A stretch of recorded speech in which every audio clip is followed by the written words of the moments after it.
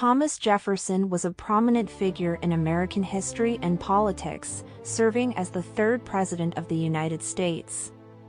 He was also a strong advocate of the philosophy of deism, which played a significant role in shaping his beliefs and decisions.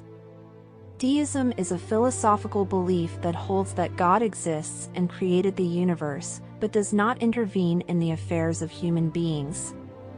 Instead, humans are responsible for their own actions and decisions, and must rely on reason and observation to understand the world around them.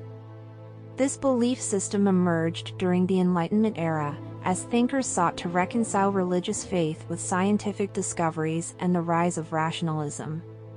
Jefferson was deeply influenced by deism and saw it as a way to reconcile his own religious beliefs with his commitment to reason and scientific inquiry. He once wrote, "I am a real Christian, that is to say, a disciple of the doctrines of Jesus Christ," but went on to clarify that he did not believe in the traditional Christian doctrine of the Trinity, which holds that God is three persons in one. Jefferson's commitment to deism influenced his political and social views as well. He believed in the separation of church and state, arguing that the legitimate powers of government extend to such acts only as are injurious to others. "But it does me no injury for my neighbor to say there are 20 gods, or no God. It neither picks my pocket nor breaks my leg." In other words, Jefferson believed that the government had no business interfering with religious beliefs or practices, as long as they did not harm others.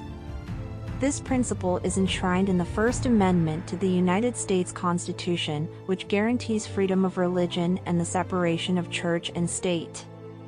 Jefferson's commitment to reason and rationalism also influenced his views on education. He believed that all people should have access to education, regardless of their social or economic status, and that education should be based on reason and scientific inquiry rather than religious doctrine.